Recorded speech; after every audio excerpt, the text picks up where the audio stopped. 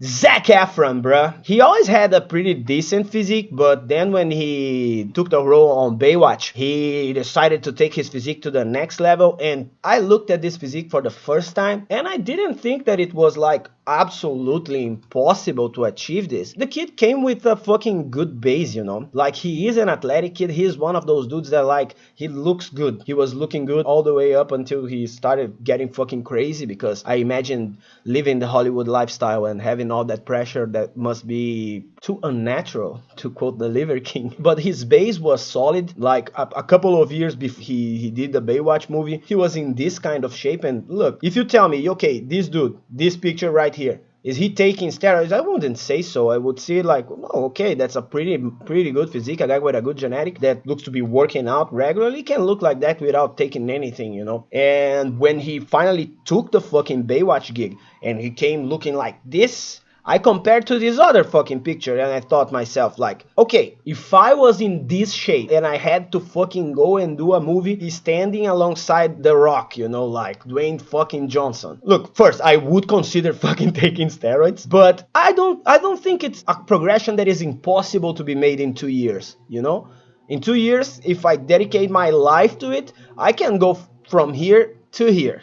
It's not impossible. It isn't something absolutely crazy and impossible. But then the motherfucker started blabbering about like, yo, when I did Baywatch, I had to take strong diuretics, and that messed with my fucking mind and messed with my fucking emotional well-being and all this fucking shit that, you know what causes?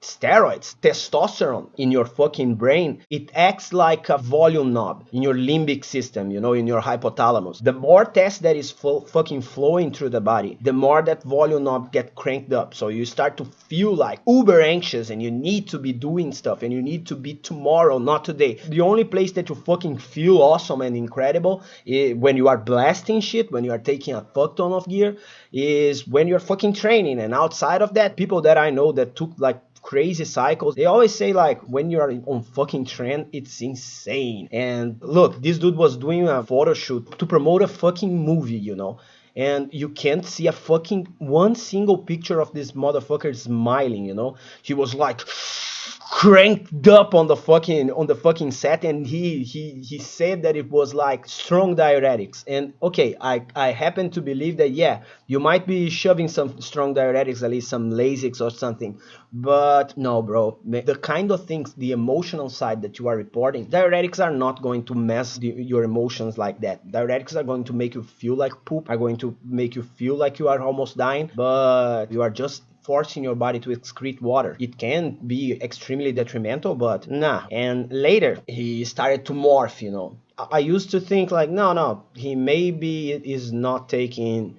steroids and shit. He's just a fucking lean guy with good genetics. But later he started to morph. Like here he looks to me that he did a pretty bad plastic surgery, you know. People say that he had an accident and he broke his jaw, and that's why he's looking like this. But his facial features are completely changed. And you know what can make your facial features get all wonky? Your peptides, your fucking SARMs that stimulate the release of human growth hormone to supraphysiological levels, injecting human growth hormone. And that is common knowledge in the bodybuilding community in the fucking 2010s and 2000s.